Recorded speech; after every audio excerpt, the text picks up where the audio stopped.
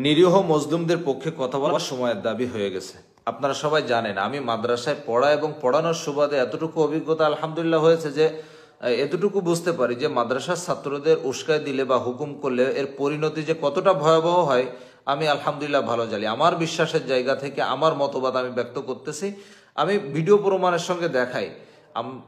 আপনারা একটু ভিডিওটা শেষ পর্যন্ত দেখেন, বুঝতে পারবেন আমি অন্য কথা বলতে চাচ্ছি না। অত্যন্ত লজ্জাজনক হইলেও সত্য যে আমরা সব বিষয়ে সংঘাতে জড়িয়ে পড়ি। এই যে আমাদের আছে এক শক্তি মাদ্রাসার ছাত্র, আমাদের কওমিপন্থী, আমাদের হেফাজতপন্থী ছাত্ররা, আমরা যা বলি তারা ঝাঁপিয়ে পড়ে, আমরা যে হুকুম করি তারা ঝাঁপিয়ে পড়ে, মনে করে এটাই দিন, কারণ আমরা তাদেরকে সেইভাবে ব্যবহার করি, হুজুরের হুকুম মানা জরুরি। এই যে দেখেন, এক পাশে আমাদের ছাত্ররা আর এক পাশে হচ্ছে আমাদের মুসলমান সাধারণ মুসল্লিরা। এটা বাইতুল মুকাররম মসজিদের ভিতরে, এটা মসজিদের অংশ, মসজিদের ভিতরে এখানে নামাজ হয়। এখানে আমরা বসে মীমাংসা না করে, একটা সমস্যা হতে পারে তার সমাধান আছে, বসে মীমাংসা না করে আমরা দখলদারি নেওয়ার জন্য আমরা ছাত্রদেরকে ব্যবহার করছি। টঙ্গীর এই সংঘাতে যে 4 জনের প্রাণ গেল, 4 জনের প্রাণ হারালো, এর নেপথ্যেও কিন্তু আমরা, আমাদের এই কওমিপন্থী, আমাদের এই হেফাজতপন্থী, আমাদের এই জুবায়েরপন্থী, এই আমরাই, এর দোষ কিন্তু অন্যের উপরে চাপাইলে হবে না। আমরা 5 নভেম্বর থেকে এটা সুপরিকল্পিত বলতে পারি। 5 নভেম্বর সরোয়ারি উদ্যানে আমরা কি কি ঘোষণা দিয়েছিলাম।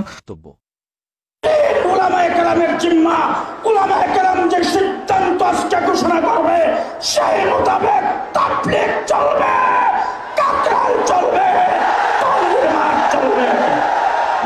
ওয়াসিম নাসিম ইউনুস এই তিনটা নাপাক কাকরাই, এই তিনটাকে যদি 2018 সালে বের করে দেওয়া হইতো আজকে সরাসরি ময়দানে আমাদের আসতে হইতো না।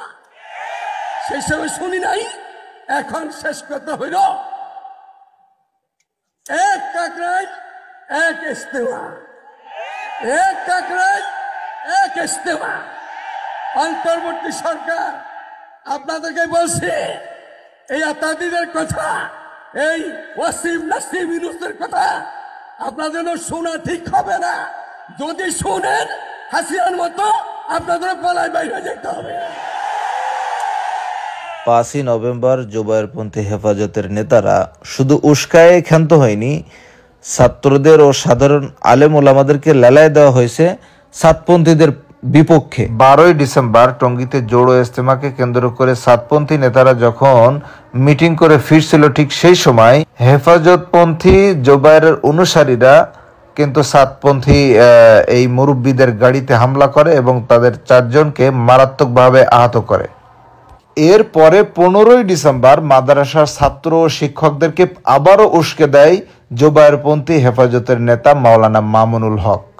প্রয়োজনে তুরাগ নদী রক্তে লাল করে দেওয়ার ঘোষণা দিলেন মামুনুল হক। একদিকে যখন ইজতেমা মাঠে প্রবেশ করা নিয়ে উত্তেজনা বিরাজ করছে তাবলীগের 2 পক্ষের মাঝে, ঠিক সেই মুহূর্তে তৃতীয় পক্ষ হয়ে বিতর্কিত মন্তব্য করে আগুনে ঘি ঢেলে দিলেন মামুনুল হক। তার এমন উস্কানিমূলক মন্তব্যের পর তাবলীগ জামাতের মাঝে চলমান দ্বন্দ্ব আরো ভয়াল রূপ ধারণ করেছে বলে দাবি করছেন অনেকে। তাবলীগের মধ্যে তৃতীয় পক্ষের হস্তক্ষেপ থাকার কারণেই কিন্তু এই অস্ত্র শস্ত্রের দেখা মিলছে জুবায়েরপন্থী মুরব্বীদের ঘরে। আপনারা দেখতে পাচ্ছেন পুলিশ কিন্তু উদ্ধার করতেছে এই সব অস্ত্র এবং করেছে। এটা কিন্তু 15 তারিখে উস্কানিমূলক বক্তব্য হলো, আর 18 তারিখে এই ধারালো অস্ত্র এবং চামগুলতি, কাচের গুলি, ইট পাটকেল এগুলো সব পুলিশ উদ্ধার করছে।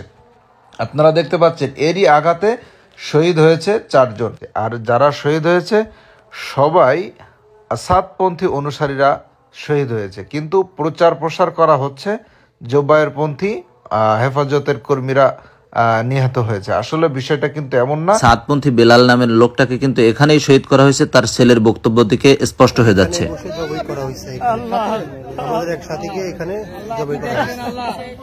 আব্বু তো তাবলীগের সাথে দীর্ঘদিন ধরে আছে, একেবারে আব্বু এসএসসির পরে থেকেই মূলত তাবলীগের সাথে মেহনত করে।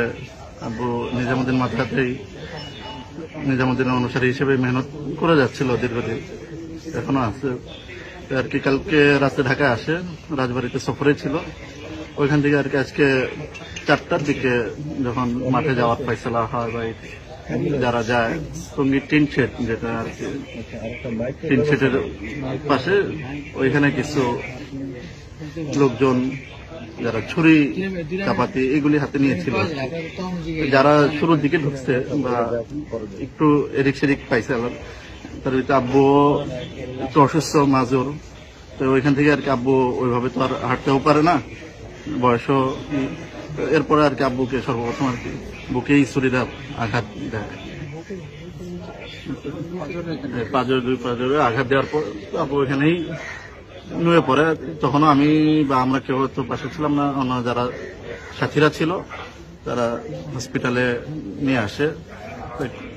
আমরা আর ওইভাবে খোঁজাখুঁজি করে যখন পাচ্ছিলাম না, তখন আর কি পত্রিকা এসে জানতে পারি যে বেলাল হোসেন নামে একজন আল্লাহর কাছে এসে নিহত হয়েছে, শহীদ হয়েছে। পরবর্তীতে আর কি ঢাকা মেডিকেলে নিয়ে আসা হয়েছে। আচ্ছা, নিজামি মানে বলতে সাতপন্থী যাদেরকে বুঝাই এটা নাকি? নিজামুদ্দিন মার্কাজের জিম্মাদার বা মানে মাওলানা সাদের অনুসারী আর কি আমির সাহেব, আমির মাইনা মেহনত করে, তো নিজামুদ্দিনের অনুসারী হিসেবে আব্বু দীর্ঘদিন